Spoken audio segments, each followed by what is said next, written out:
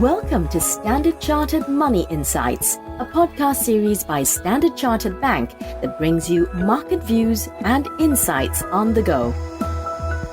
Welcome to Cut to the Chase. This is Tuesday, the 22nd of November. I'm Daniel Lam, your host for the podcast.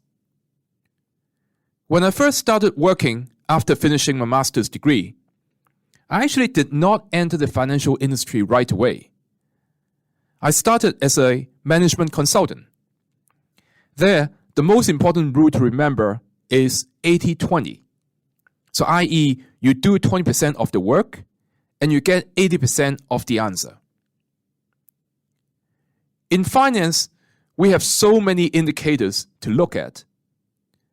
But I'm a strong believer that the direction of the US dollar will be able to explain 80% of the moves in risky assets.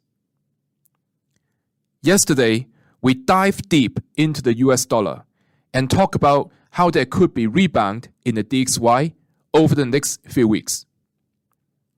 Hence, we could see some pullback in risky assets after the powerful rally that we've seen this month. Thus, it is worth investors to look at some defensive assets at this stage, such as high-quality income assets. Now, US 10-year Treasury yield has hit double top at around 4.2% level, and it has been retreating since then, and now faces resistance at the 4% level. Despite this recent pullback in yields, there are three reasons why we believe income assets remain attractive. So first of all, both nominal yields and yield premiums for income assets are still well above the long-term average. In our preferred developed market investment-grade corporate bonds, for example, absolute yields are still well above 5%, while those on our multi-asset income strategy remains above 7%. We believe it remains attractive to take advantage of these yields rather than trying to time a specific peak.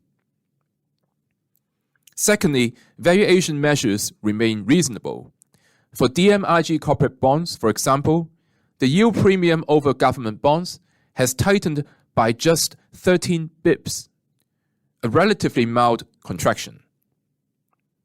And lastly, we continue to expect IG corporate fundamentals to stay largely supportive, with IG corporate bonds particularly likely to benefit if rising recession risk result in falling bond yields across the board.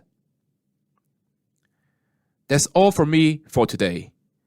As always, if you enjoyed this podcast, please don't forget to rate and like it. Thanks for listening, and we wish you a happy day ahead. Thank you for listening to Standard Chartered Money Insights, a podcast series by Standard Chartered Bank. For more details on the latest market insights, subscribe to Standard Chartered Money Insights.